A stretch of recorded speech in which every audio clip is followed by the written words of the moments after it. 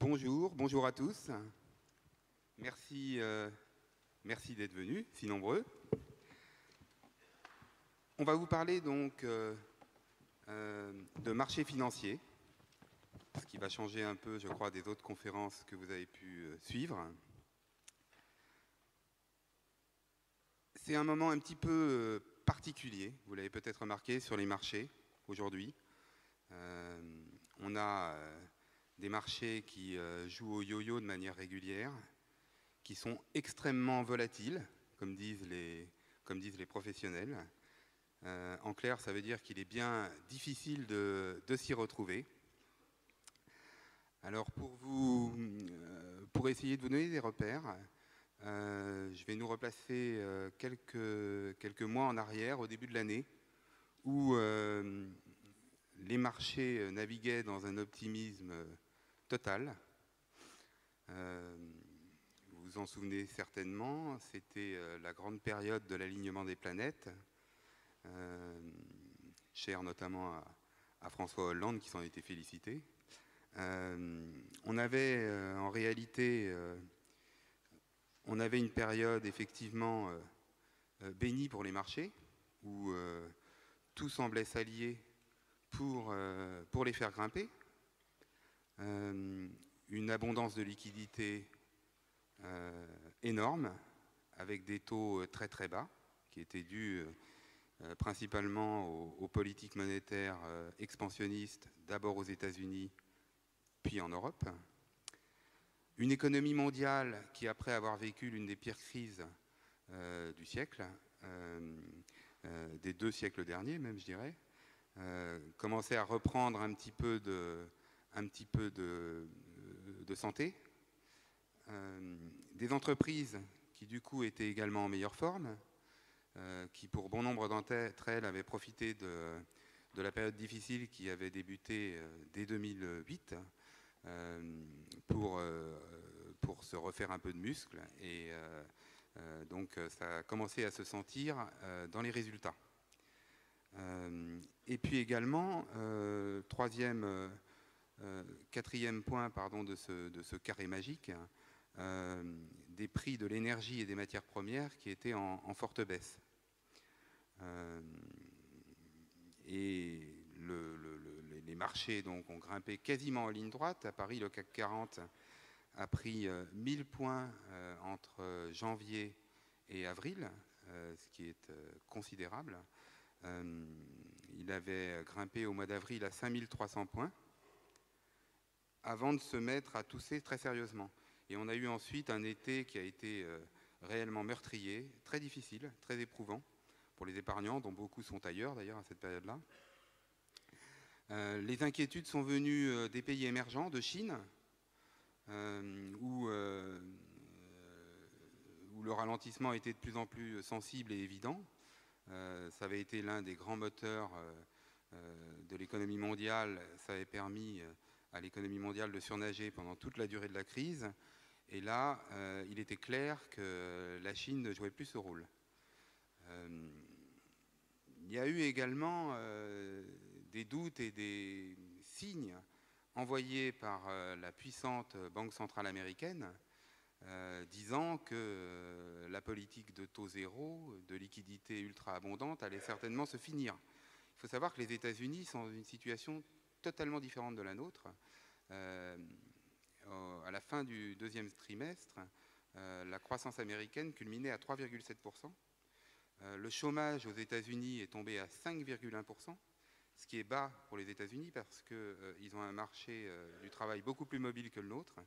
Et donc il y a toujours une part importante de gens qui sont au chômage ou en recherche d'emploi. Mais 5,1% aux États-Unis, c'est quasiment le plein emploi.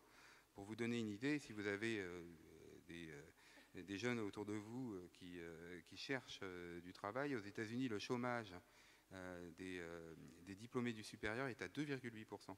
Autant dire que ça ressemble de près aux 30 Glorieuses en France. Mais cette période bénie s'est donc arrêtée au moment où on a dit au marché que la drogue dure qui leur a été délivrée par la Fed allaient peut-être, ils allaient devoir se sevrer.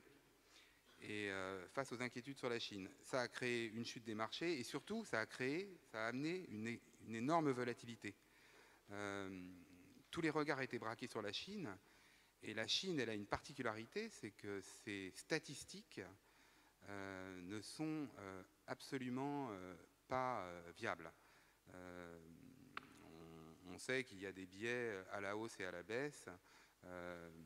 Si on parle de la même chose maintenant, parce qu'auparavant ce n'était pas le cas, maintenant on parle des mêmes agrégats en Chine et chez nous, on sait qu'il existe d'énormes difficultés de collecte des informations.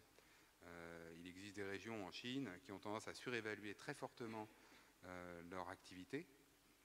Dans des régions rurales, la surévaluation peut atteindre jusqu'à 20%, ce qui est quand même énorme quand on veut faire réaliser des statistiques. Les entreprises, et notamment celles qui exportent pour échapper à l'impôt, ont tendance en revanche à sous-estimer leurs ventes. Donc tout ça crée d'énormes difficultés quand tous les marchés mondiaux regardent vers la Chine. Et ça explique en grande partie cet effet de montagne russe sur les marchés ces derniers mois. Voilà. Nous, à la lettre des placements et au Figaro, on est néanmoins optimiste sur les marchés. Ce n'est pas un optimisme à tout craint, mais on ne croit pas réellement au scénario noir d'une Chine qui emporterait dans la tourmente l'ensemble des économies de la planète. Ce n'est pas du tout ce que l'on pense. On sait qu'il est difficile d'évaluer la santé réelle de l'économie chinoise, mais on ne voit pas un effondrement total de la Chine. On voit en revanche, on voit clairement des éléments de soutien forts sur les marchés, et notamment sur les marchés européens.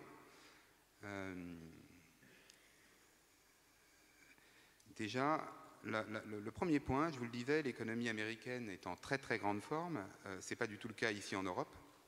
En revanche, on a des signes d'un frémissement et on peut considérer, on en débattra peut-être avec nos invités, mais nous en tout cas on considère qu'on est au début d'un cycle de retour de la croissance en Europe.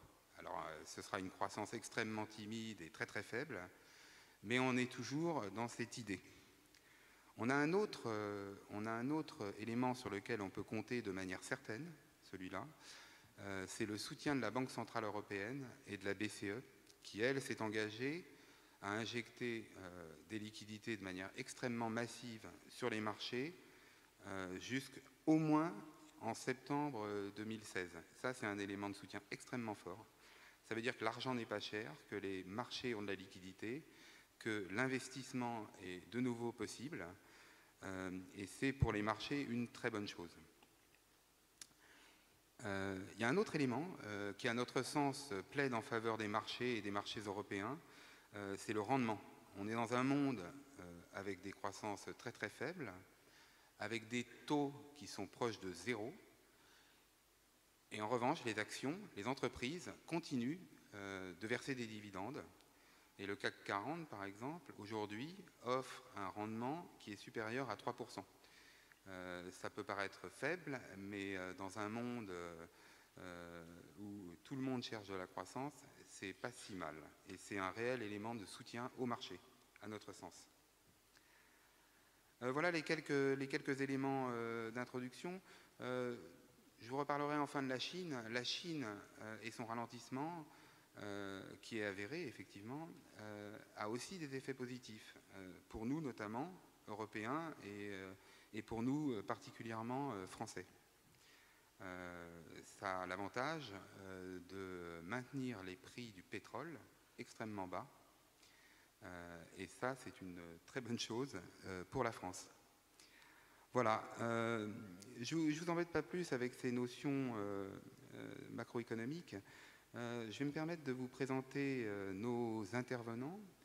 Nous avons l'avantage d'avoir ici avec nous à cette table une personne de l'AMF, Madame Cindy David.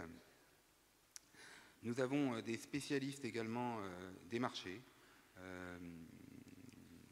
des gens qui tous les jours agissent sur les marchés, les connaissent parfaitement. Je pense à Henri Marchal, qui est chez Actualis, qui est un grand spécialiste de la gestion. C'est une gestion de conviction, c'est-à-dire que c'est quelqu'un qui choisit les valeurs avec soin et qui fait des choix tranchés. Et nous avons également monsieur Aurélien Réquillard pour la Société Générale, qui lui va vous parler de produits un petit peu plus complexes à première vue, mais qui en fait, vous verrez, sont plutôt simples. Je sais qu'il vous expliquera ça très très bien. Et puis je vais passer la parole à Loïc Danton, qui est chef de rubrique à la Lettre des Placements, qui est une publication de notre groupe dédiée au marché et qui va vous expliquer un petit peu comment il travaille. Voilà. Loïc. Merci. Ça va, tout le monde m'entend? Bonjour à tous. Donc effectivement, je suis chef de rubrique à la Lettre des Placements qu'on a dû vous distribuer, je ne sais pas si vous l'avez eu. C'est une publication du particulier depuis maintenant 32 ans et qui a pour vocation d'accompagner les épargnants vers une gestion en titre vif pour aller en bourse. Donc nous suivons à peu près une centaine de valeurs françaises, une trentaine d'étrangères, et notre manière de procéder, c'est de faire ce qu'on appelle du stock picking, c'est-à-dire d'aller voir chaque société, leurs fondamentaux, leurs comptes, et de les choisir suivant la qualité de la gestion, du management, enfin, d'un certain nombre de critères qui nous permettent de savoir que ces sociétés sont de confiance et surtout évoluent sur des marchés qui sont porteurs. Je voulais vous parler en fait du risque. Souvent, c'est la peur des épargnants d'aller en bourse. Il y a beaucoup de choses négatives qui sont dites sur les marchés boursiers. Plutôt une mauvaise image, notamment en termes de risque. On a peur de perdre son épargne si on va en bourse. Alors effectivement, l'espoir de gain est proportionnel au risque qu'on accepte de prendre.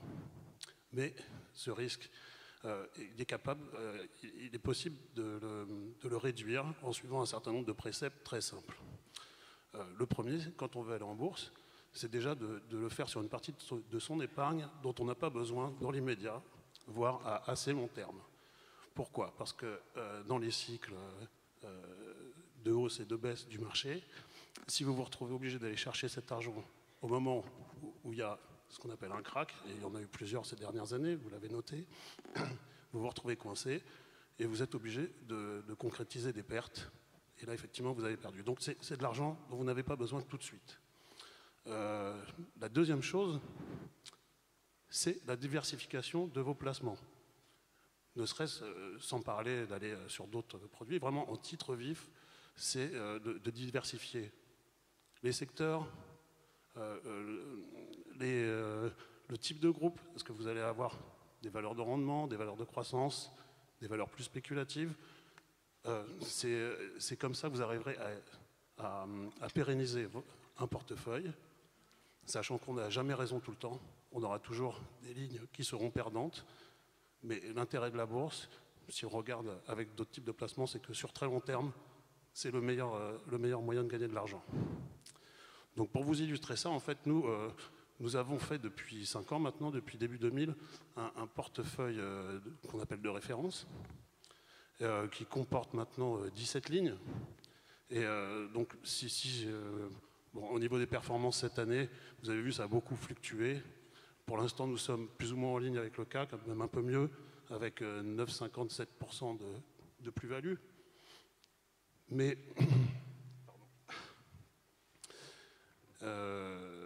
et donc, les performances sont très hétérogènes au sein de notre portefeuille. Par exemple, bon, nous avons été très optimistes en achetant de l'ArcelorMittal. Nous perdons 37% sur cette ligne. Mais heureusement, nous avons d'autres valeurs qui performent énormément, comme Capgemini ou encore Google, qui nous ont permis de faire beaucoup mieux que compenser cette perte pour l'instant sèche, hein, perte qui n'est pas concrétisée tant qu'on n'est pas reparti. Donc on a toujours l'espoir que ArcelorMittal ne fasse pas faillite et finalement nous permette de remonter et ainsi d'améliorer notre performance. Et à travers ce portefeuille de référence, nous avons défini plusieurs buts à travers celui-ci. Le premier, c'est de capter 75% de la hausse des marchés. Parce qu'on ne peut pas forcément toujours s'approprier toute la hausse. Bon, voilà, c'est notre premier principe, avoir au moins 75% pendant la hausse. Mais surtout, avoir moins de la moitié des baisses. Donc notre portefeuille est profilé pour être bien résistant dans les baisses. Jusqu'à maintenant, même dans des marchés qui ont été baissiers sur une année, on a toujours réussi à sortir une performance. Et sur l'ensemble des 5 années que nous venons de faire, nous avons donc un gain qui est de 52%. On peut le comparer avec celui du CAC 40 sur la période, qui est de 18,7.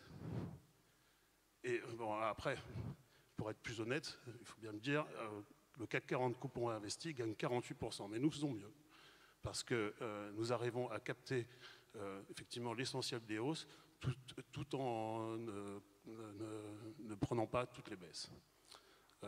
Voilà, je crois que j'ai fini. Oui. La performance de 48%, pardon, elle se compare sur le portefeuille à une performance de combien? De 52%. Oui, donc c'est ça. Ouais, ouais. Parce que nous, après, effectivement, nous réinvestissons nos coupons dans le portefeuille. Très bien. Voilà. Merci beaucoup, Loïc. Je vais passer la parole à Madame David, qui va certainement, je pense, partager un certain nombre de choses qui ont été dites, notamment sur la prudence qu'il faut avoir vis-à-vis des marchés d'actions. Et vous nous direz également si, effectivement, les marchés d'actions, pris à très long terme, avec toutes les précautions qui s'imposent, reste un placement intéressant. Bonjour à tous.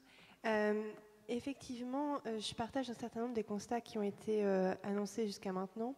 Je reviendrai juste sur un propos. Aujourd'hui, effectivement, sans doute, les rendements des actions est supérieur au rendement de l'épargne, on va dire, liquide et sans risque. Mais si le rendement est supérieur, c'est parce qu'il y a du risque. Et juste réinsister, même si ça a déjà été dit, pour indiquer qu'il n'y a pas de rendement élevé sans risque et le rendement est une rémunération du risque pris par l'épargnant au moment où il place son épargne. Ceci étant dit, effectivement, il y a un certain nombre de techniques qui permettent de limiter le risque et Loïc en a indiqué un certain nombre que je partage tout à fait, c'est-à-dire déjà de n'investir en actions que l'argent dont vous n'avez pas besoin et notamment pas besoin à court terme. L'idée, c'est vraiment que l'action, vous investissez en action quand vous avez déjà constitué une épargne de précaution qui est rapidement disponible, très liquide et sur lequel vous n'avez pas de risque. Vous avez également déjà constitué une épargne de moyen terme pour vos projets, si vous avez des projets de voyage, financer les études des enfants. Et ensuite, finalement, l'action, c'est une épargne de long terme qui se construit vraiment sur la longue période. Et effectivement, une façon de limiter le risque sur votre portefeuille en actions, c'est la diversification. Donc, bien sûr, Loïc a parlé de la diversification d'un point de vue sectoriel, d'activité. Je indiquerai également l'importance de diversifier d'un point de vue également géographique. C'est vrai qu'on sait que les épargnants français, actionnaires individuels français, investissent essentiellement sur des valeurs françaises et essentiellement dans les valeurs françaises sur le CAC 40. C'est bien. Mais il faut aussi penser qu'après, il y a aussi des risques en fait pays et qu'il est important de regarder aussi ce qui peut se faire ailleurs. Et juste pour rebondir sur l'actualité, l'incident Volkswagen qui a eu des répercussions très importantes sur bien sûr le cours de Volkswagen, mais également sur l'ensemble de la place allemande. Et on n'est pas à l'abri en France d'avoir ce type d'incident. Donc c'est vraiment important d'avoir en tête également la diversification géographique. J'ajouterai 2 éléments importants pour moi pour limiter le risque de l'investissement en actions. La première chose, c'est d'investir de façon régulière, c'est-à-dire de ne pas prendre directement une poche d'argent et de la placer, mais de faire des versements réguliers qui vous permettent effectivement de lisser dans le temps les éventuelles répercussions des rythmes financiers, et puis également, bien sûr, de suivre attentivement votre investissement, parce que ce n'est pas parce que c'est de l'épargne de long terme que vous investissez, vous regardez dans 20 ans ou dans 10 ans. L'idée, c'est de suivre et de faire les arbitrages réguliers au fur et à mesure que vous voyez que le cours peut décrocher, ou au contraire de vous renforcer sur des lignes dans lesquelles vous voyez qu'il y a des opportunités. Donc c'est vraiment d'être sur du long terme, mais en ayant en même temps une vision un suivi assez attentif et précis de vos investissements. Et oui, effectivement, du coup, sur le long terme, l'investissement en actions est tout à fait intéressant par rapport aux autres placements financiers. L'AMF a travaillé sur une étude comparative des différents placements financiers, or, livret A, immobilier locatif, qu'est-ce qu'on avait d'autre, et obligations d'État, sur une période de 1988 jusqu'en 2013. Et sur cette période-là, 1988 à 2013, c'est l'action qui était le produit qui était le plus performant.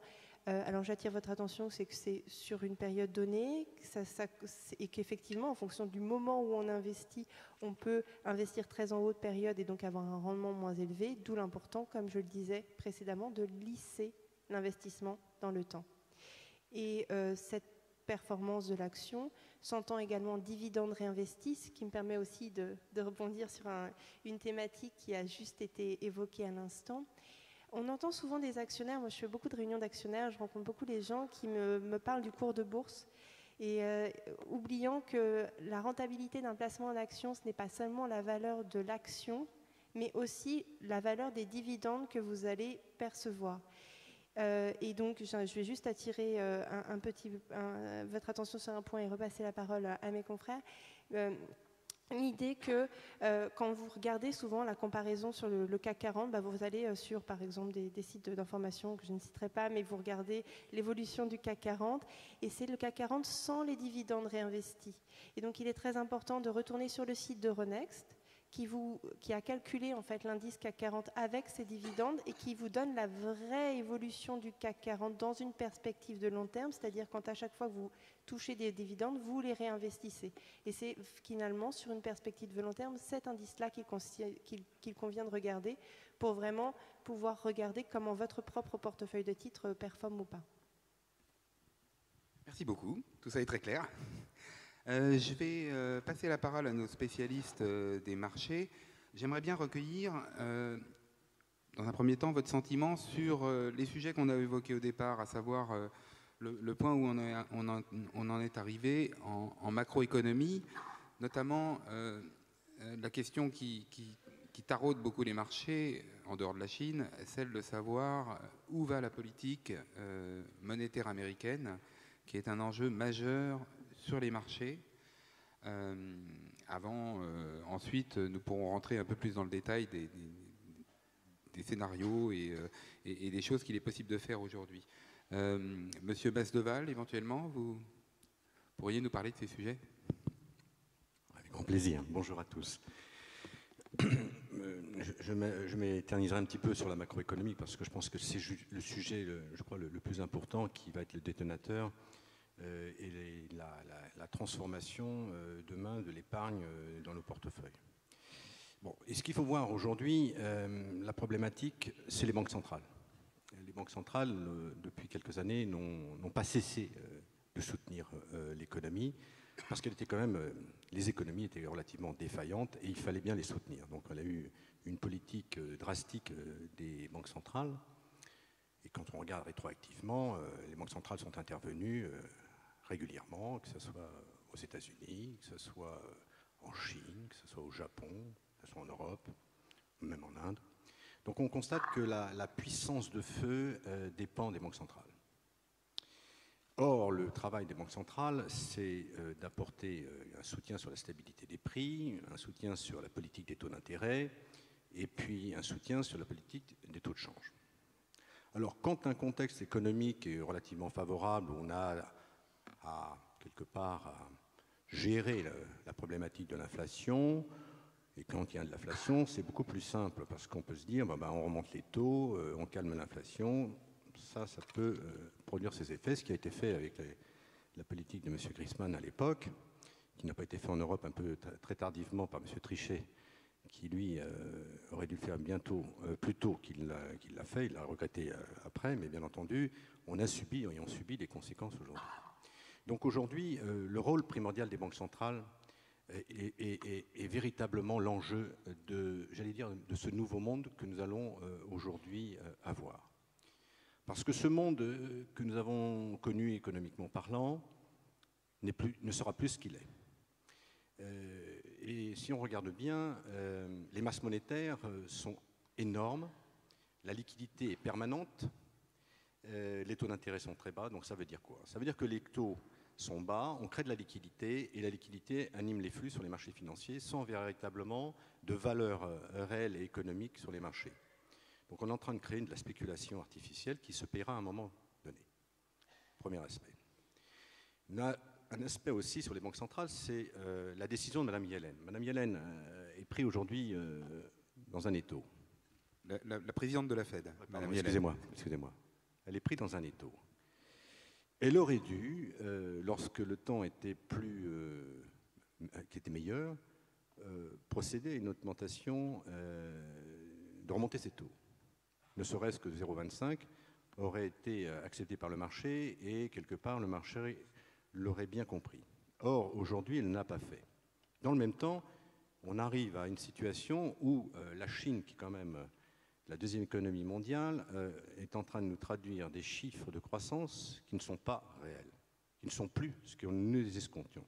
On était, rappelez-vous, sur des taux de croissance à 2 chiffres. On parle de 5% et certains pessimistes parlent entre 2 et 3.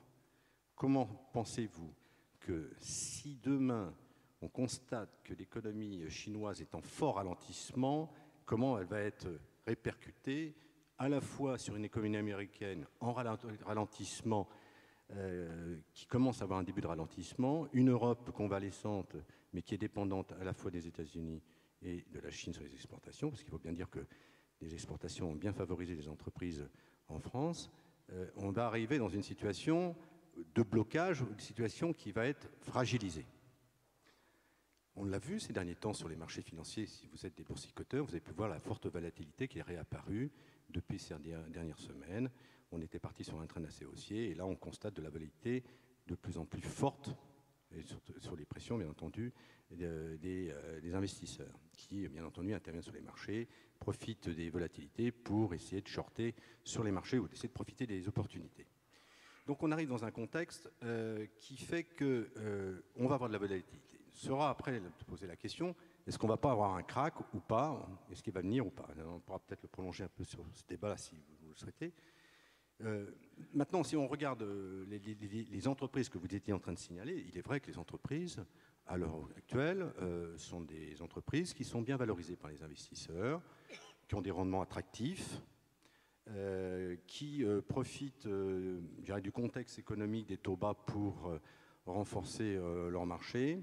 Mais on constate quand même si le prix du pétrole depuis 2013 a baissé de moins 55%, si on voit que l'euro depuis 2013 a baissé de 18%, si on regarde les taux allemands ou français, c'est-à-dire que même dans les difficultés que nous rencontrons, on prête de l'argent à l'Allemagne ou à la France, dans un contexte économique qui est quand même plus serein pour l'Allemagne, mais moins serein pour nous en France, et des bénéfices de croissance des entreprises qui ont été révisés à plus 15%. Donc tout va dans le meilleur des mondes.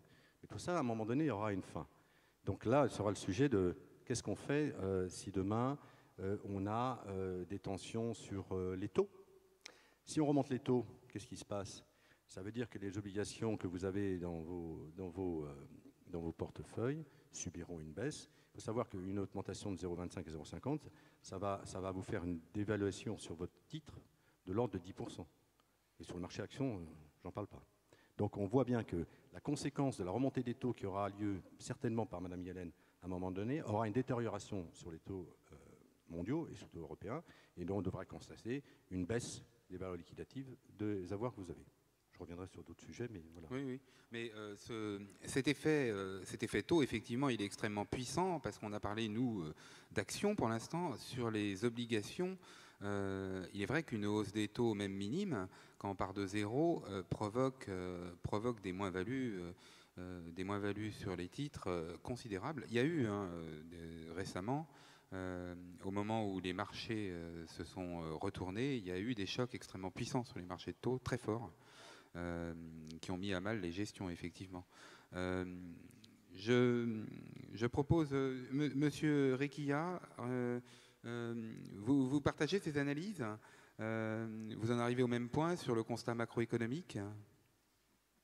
Alors, moi, en fait, je suis distributeur de produits de bourse, donc je ne vais pas pouvoir me prononcer sur est-ce que je crois que le marché va monter, va baisser. Oui. En général, en revanche, j'apporte une boîte à outils pour les investisseurs qui ont fait leur choix de leur côté grâce aux brillantes interventions. Et justement, aujourd'hui, quels sont à votre sens les outils que peuvent mettre en œuvre les épargnants et de quelle manière dans cette situation qui est quand même particulièrement complexe? Alors moi, je voudrais parler d'outils de diversification également, on en a pas mal parlé. Quand on est un investisseur et qu'on a fait ses choix, on a plusieurs possibilités. On a la stratégie qui est dite de stock picking, on en a parlé un petit peu tout à l'heure. On va aller sélectionner des actions, on va peut-être céder de la lettre déplacement. La deuxième stratégie, c'est celle de déléguer, entre guillemets, ou de confier la gestion à un tiers.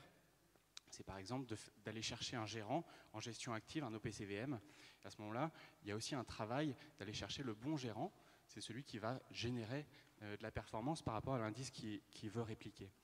Et la troisième solution, c'est celle dont je vais vous parler aujourd'hui, c'est la gestion dite passive. C'est-à-dire qu'en tant qu'investisseur, au lieu de chercher à surperformer un indice de référence, eh bien, on va aller chercher la performance de l'indice de référence.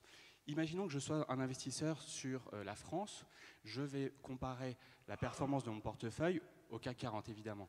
Et Madame David a tout à fait raison, on doit comparer la performance de son portefeuille au CAC 40 dividendes réinvestis. Je regrette également, je vais dans le même sens, je regrette qu'on connaisse en fait le CAC 40 dividende hors dividende, ou price return en anglais, et c'est celui qui est effectivement diffusé sur la totalité des sites, à la télé, etc. Je crois que c'est historique. Le DAX allemand, par exemple, les dividendes réinvestis, je crois que c'est plus culturel, et en tout cas, Euronext a bien fait, évidemment, de calculer le CAC 40 dividendes réinvestis. C'est celui-là qu'il faut prendre pour comparer la performance de votre investissement. Donc la gestion passive, elle peut se déployer, se mettre en place à travers ce qu'on appelle des trackers ou des ETF. Ce sont des produits qui vont chercher à répliquer la performance pas à pas d'un indice sous-jacent. On parlait du CAC 40 tout à l'heure, 3% de rendement. Si je suis un investisseur particulier et que je veux investir sur le CAC 40, je n'ai pas 200 000 solutions en réalité. Je peux éventuellement acheter l'ensemble des valeurs qui composent le CAC 40. Ça veut dire acheter 40 valeurs, passer 40 ordres et faire le suivi. Les opérations sur titre, les versements de dividendes, les rebalancements, puisque chaque jour, les pondérations évoluent évidemment en fonction de la différence de performance de chacun des composants. Un ETF ou un tracker, ça a été inventé il y a peu de temps, il y a 25 ans à peu près.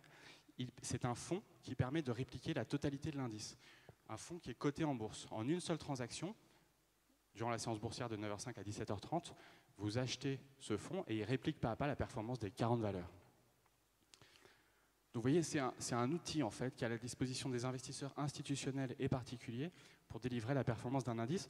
Je parle du CAC, en réalité il existe des dizaines et des dizaines d'indices qui sont répliqués sur les actions dans le monde entier, sur des zones euro, zones émergentes, Asie, etc. Mais aussi sur d'autres classes d'actifs. Matières premières, alors panier de matières premières ou obligations, on en parlait tout à l'heure. Il existe des indices obligataires qui sont calculés par différents sponsors d'indices et des ETF, des trackers, permettent d'aller répliquer la performance de ces indices, encore une fois de manière simple. Alors attention, les ETF ne sont pas garantis en capital. Quand vous vous exposez à un ETF sur action sur le CAC 40, par exemple, eh bien, vous endossez le même risque que le marché action, que le marché sous-jacent. Hein, donc il y a un risque de perte en capital sur ce point. Très bien. Ces outils-là, effectivement, ne sont pas toujours très connus. Ça a un succès énorme ailleurs dans le monde, sur des marchés peut-être plus mûrs comme les États-Unis. où les volumes sont effectivement énormes. En France, comment se porte la courbe des ETF et des trackers aujourd'hui? Alors, je vais vous donner un chiffre mondial pour le coup. En août de cette année, en août 2015, les encours totaux sur les ETF dans le monde ont dépassé les encours totaux sur les hedge funds, sur ces fonds alternatifs. Donc ça a été une grande pierre philosophale sur le marché des ETF. Ils existent depuis assez récemment. En France, le premier, il a été listé en 2001, et aux États-Unis, il y a un peu plus de 25 ans. Alors juste pour répondre à votre question, sur la France, on est à peu près en termes d'encours à 400 milliards d'encours sur la France, voilà, sur les ETF. Et là, j'aurais pu vous amener une courbe. La croissance des encours est assez exponentielle. On compare États-Unis et France. Aux États-Unis, les ETF sont aussi bien utilisés par les investisseurs particuliers qu'institutionnels. La répartition des encours est à peu près 50-50. En Europe et en France en particulier, ce n'est pas du tout le cas. On estime en France en particulier que les investisseurs particuliers détiennent 15%, entre 10 et 15% des encours totaux sur les ETF. Donc vous voyez, il y a une prépondérance des investisseurs institutionnels qui ont bien compris les avantages de flexibilité, de coûts faibles et de diversification en fait, de cette gamme. Et c'est vrai que c'est un terme barbare, tracker ou ETF, qui peut faire peur. Et finalement, derrière, même si l'ingénierie financière est extrêmement complexe, il est vrai que ce sont des produits, on comprend assez aisément leur succès, qui sont finalement relativement faciles à comprendre et à manier. Alors, Monsieur Masdeval, vous avez une approche totalement différente, je crois, des marchés, qui est une approche de conviction. Est-ce que vous pouvez nous en parler un petit peu et nous dire surtout où vous amène, vers quel choix vous amène le constat macroéconomique qu'on a pu faire ensemble tout à l'heure? Oui, alors, comme vous l'avez entendu, vous avez pensé que je suis un pessimiste convaincu. Non, je ne pense pas. L'année dernière, à la même époque, on m'avait fait cet exercice de me poser la question comment vous voyez les choses. Et j'ai la chance, peut-être, quelque part, d'avoir eu raison. Mais bon, c'est de la modestie. Je pense qu'il y avait certains paramètres qui nous invitaient à penser que la direction des marchés pouvait aller dans le sens qu'on l'avait indiqué l'année dernière.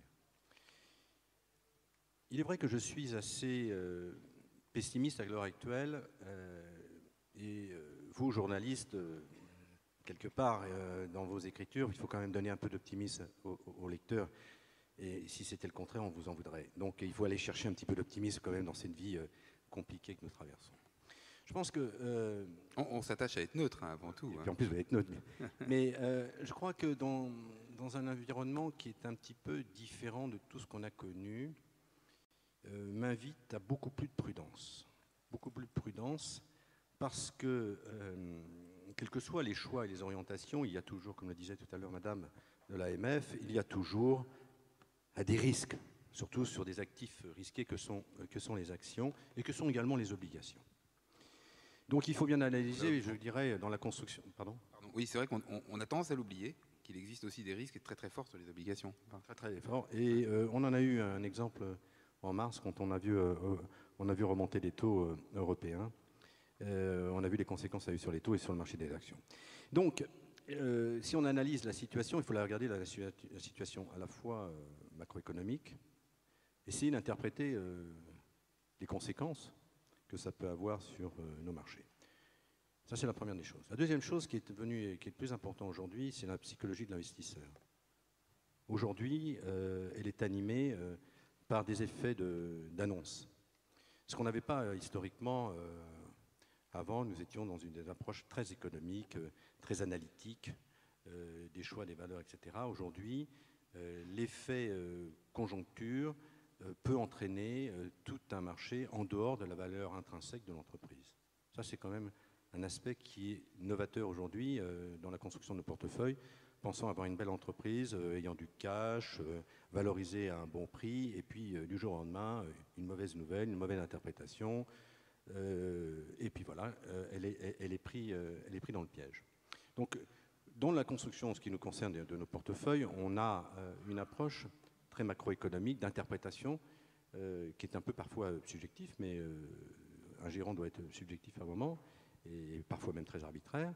Mais je crois qu'aujourd'hui, dans la construction, il faut avoir des portefeuilles qui soient les plus flexibles possibles, c'est-à-dire les plus mobiles. Alors, vous avez des traders qui peuvent s'intégrer dans une allocation d'actifs par rapport à le trader ou sa thématique particulière.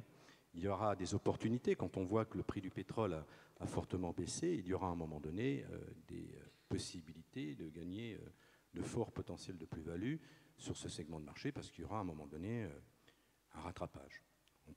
Et on vient de le voir, le baril qui était descendu très très bas est remonté à près de 50, 49 hier soir. Donc on a revu celui qui avait joué un petit peu sur un tracker, j'allais dire, pétrole, ça aurait pris plus de 10% en très peu de temps. Donc il y a des possibilités, mais est-ce que c'est possible pour un investisseur privé? Il faut qu'il soit vraiment aux commandes derrière son ordinateur à surveiller ça, si c'est cette thématique qui est là. Donc je pense qu'aujourd'hui, il faut être très très vigilant, constituer des portefeuilles donc flexibles, des portefeuilles liquides, c'est-à-dire de la liquidité en permanente, pouvoir l'affecter et d'avoir une rotation qui soit relativement rapide compte tenu des événements. Si on gagne de l'argent, il faut prendre ses plus-values rapidement et repartir sur d'autres sujets, pas conserver sur sa position, qui a un risque d'une mauvaise interprétation de marché.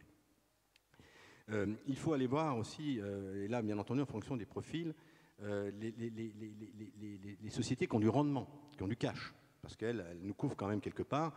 Aujourd'hui, quand on a des rendements à 4-5%, quand les obligations vaut à peine la moitié, il y a quand même une capacité à avoir une entreprise qui a du cash, qui a du rendement et qui est bien positionnée à gagner de l'argent sur le temps, qu'on ne l'a pas sur le marché des obligations. Donc, de la liquidité, de la flexibilité, et puis aussi des choix. Alors, les choix, quand on regarde les zones aujourd'hui, bon, il y a des belles entreprises américaines, il y a des belles entreprises japonaises, il y a des belles entreprises chinoises. Bon, j'aurais plutôt tendance aujourd'hui à les privilégier quand même le caractère Europe, comme je vous rejoins. Pourquoi le caractère Europe? On va très simple, c'est une économie qui est en reprise, timide, même si la croissance est faible, elle est présente. Autre aspect, c'est que les entreprises ne sont pas encore à un prix énorme en termes de valorisation. Elles dégagent donc du rendement. Les entreprises ont quelque part fait leurs investissements et ils l'ont fait dans des conditions excellentes, c'est-à-dire que le prix de l'énergie a baissé, le coût des matières premières, et dans le cadre de leur vente, ils bénéficient d'un euro relativement faible, donc ils peuvent être beaucoup plus performantes à l'export. Donc l'Europe, à mon avis, ça va être quelques mois. Il faut peut-être en bénéficier parce qu'on a un effet flux aussi de capitaux en provenance des marchés émergents qui vont revenir. Donc le marché européen, si la politique européenne de M. Draghi va dans le sens, et elle semble aller dans le sens, devrait faire bénéficier au segment de l'européen pendant une certaine période. Mais ça va être passager. Je pense que ça peut être pendant quelques mois. Parce qu'après, bien entendu, c'est plus une mondialisation, c'est une redéfinition des marchés. Et là, ce sera Mme Yellen qui donnera le tempo. Et là, il faudra voir ce qu'il faudra faire. Voilà. Donc voilà aujourd'hui où on en est chez nous. Merci beaucoup. Je me tourne de nouveau vers M. Requilla. Aujourd'hui, sur l'utilisation des trackers, quel type d'utilisateur utilise beaucoup ces produits?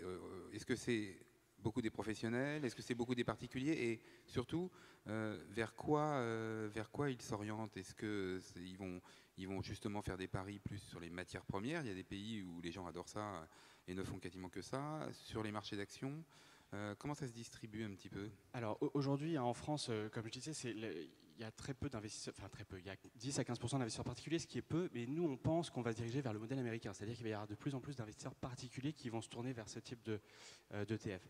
En termes de répartition par classe d'actifs, obligations, matières premières et actions, 80% des volumes, en tout cas dans la gamme Lyxor, sont réalisés sur des ETF actions. Donc c'est ça qui génère en ce moment les volumes et les encours. Moi, ce que je recommanderais en stratégie, c'est une stratégie qui est d'ailleurs déployée par les gérants, par les professionnels, c'est ce qu'on appelle le cœur satellite et pour laquelle les ETF se prêtent particulièrement bien. J'explique ce que ça veut dire. Ça veut dire que vous avez un portefeuille, dans le cœur, vous allez mettre ce qu'on appelle le bêta, c'est-à-dire la performance du marché. Si vous souhaitez vous exposer sur le monde entier, le marché action, monde entier.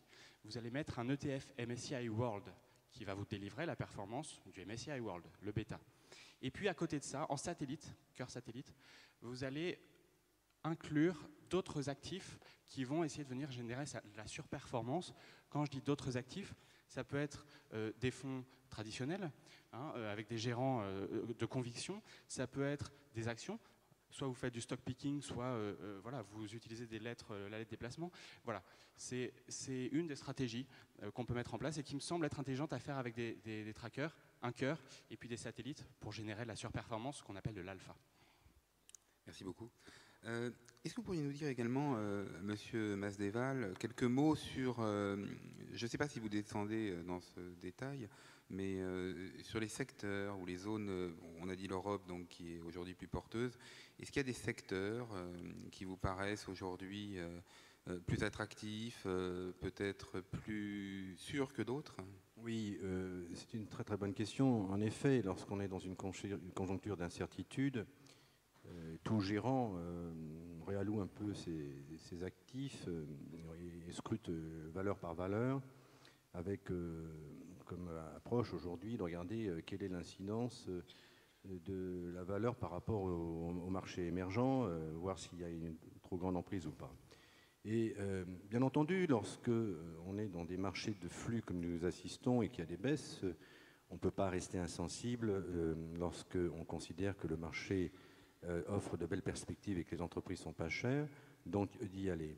Donc là, sur certaines entreprises, lorsqu'elles sont à des valeurs attractives, bien entendu, on achète. Maintenant, sur une thématique plus générale, je dirais que dans des conjonctures plus délicates, il faut revenir sur des valeurs domestiques, plus sur les valeurs domestiques.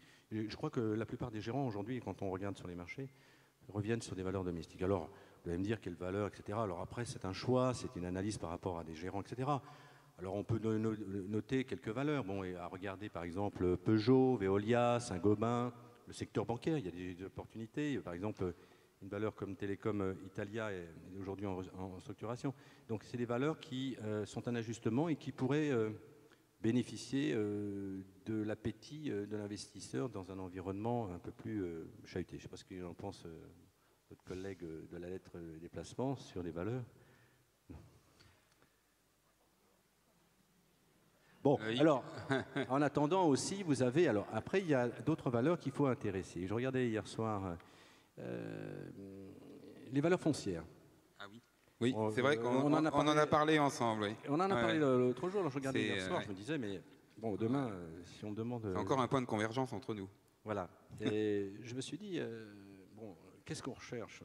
Alors bon, bien entendu, quand on a un investissement à plus long terme et qu'on fait du boursicotage avec une notion de préservation du risque, on regarde des valeurs à fort rendement. Et donc les foncières aujourd'hui sont relativement attractives. Elles n'ont pas eu de conséquences négatives sur les dernières semaines et les derniers mois.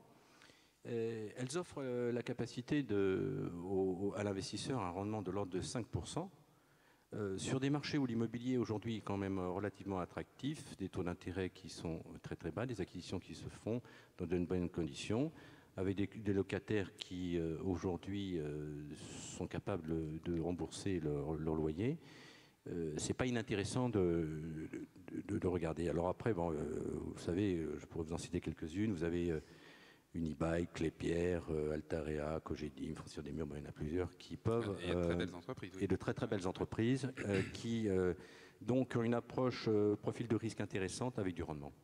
Et c'est un secteur également qui permet de jouer une autre thématique qui est porteuse, on le voit chaque jour, même si c'est moins spectaculaire dans les foncières, c'est celui des fusions-acquisitions, parce que ce sont des entreprises qui sont extrêmement actives dans ce domaine-là, avec souvent à la clé de belles plus-values et peu de dilution finalement sur les opérations qu'on a vues récemment en tout cas. Merci beaucoup. J'aimerais passer de nouveau la parole à Madame David pour l'AMF, parce qu'on est entre gens de bonne conduite ici, bien élevés. Mais j'aimerais bien qu'elle nous dise un mot également du rôle que joue l'AMF en termes d'information des épargnants, parce qu'on sait que sur les marchés, et notamment parmi les gens qui frayent auprès des particuliers, il existe un certain nombre de pirates, souvent basés à l'étranger. L'AMF nous alerte régulièrement. Est-ce que vous pouvez nous parler un petit peu de ce rôle que vous avez auprès des particuliers et des précautions qui doivent être prises? Oui, bien sûr.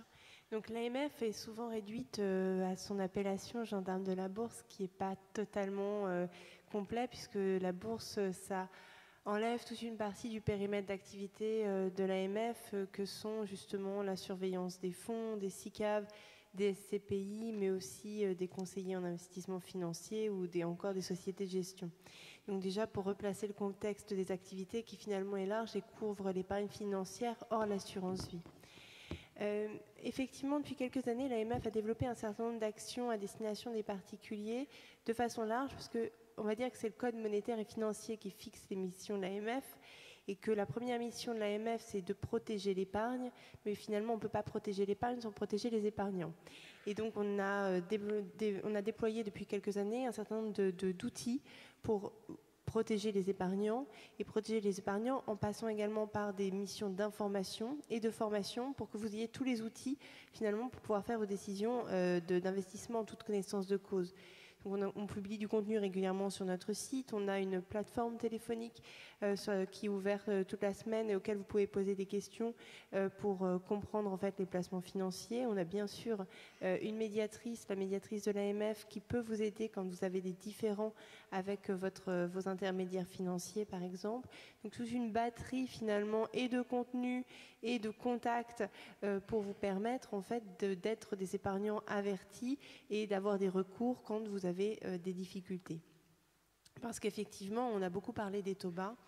Quand il y a des taux bas, les gens se tournent, bien sûr, recherchent du rendement et parfois se tournent vers des produits qui promettent beaucoup de rendement et qui en fait sont très risqués. Vous avez sans doute vu toutes ces publicités sur Internet qui fleurissent. Devenez trader en 3 minutes, devenez riche en 3 quarts d'heure, et que sais-je encore. Bien sûr, tout ça est faux. Tout à l'heure, je l'ai répété et je le redis encore. On ne peut pas vous promettre de rendement élevé s'il n'y a pas de risque derrière. Donc la première chose, en fait, c'est de toujours avoir cette maxime en tête et de se dire que quand on vous fait en fait un message vraiment très alléchant et qu'on vous promet monts et merveilles et qu'on vous dit qu'en plus c'est pas risqué et qu'en plus il faut que vous vous dépêchiez parce que sinon cette belle opportunité va partir et qu'en plus ça vous est recommandé par un tel, qu'il a été recommandé par un tel, qui a été recommandé à un tel, ayez en tête, ce sont des signaux d'arnaque. Et on a d'ailleurs publié très récemment une vidéo sur notre site internet que je vous invite à aller voir et qui est disponible également sur notre page YouTube, de façon à ce que vous puissiez avoir en tête tous les signaux justement d'alerte. Si je reviens juste sur ces sites de trading, sur le Forex, sur le marché d'échange, c'est tous ceux qui vous promettent de devenir trader en 3 minutes. C'est les marchés d'échange qui sont extrêmement compliqués pour les particuliers, qui sont ouverts 24 heures sur 24, 7 jours sur 7, et donc il est extrêmement compliqué pour des particuliers de suivre ces marchés. On a fait une étude et on a vu que dans 9 cas sur 10, les épargnants perdent de l'argent en misant sur ce type de marché. La perte moyenne sur 4 ans s'élevait à plus de 10 000 euros, 10 900 euros.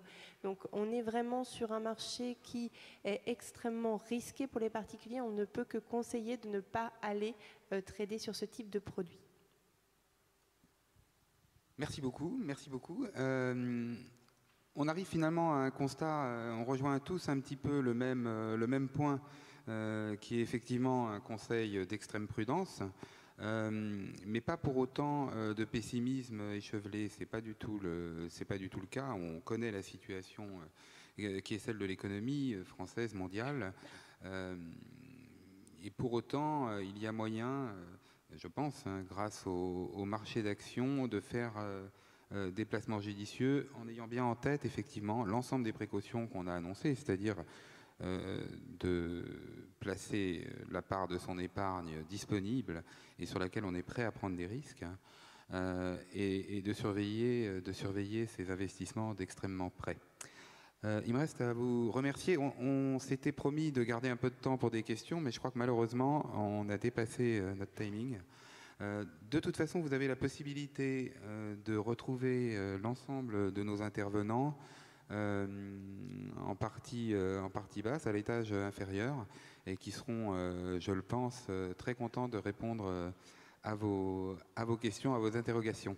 Il me reste donc à vous remercier. Merci beaucoup.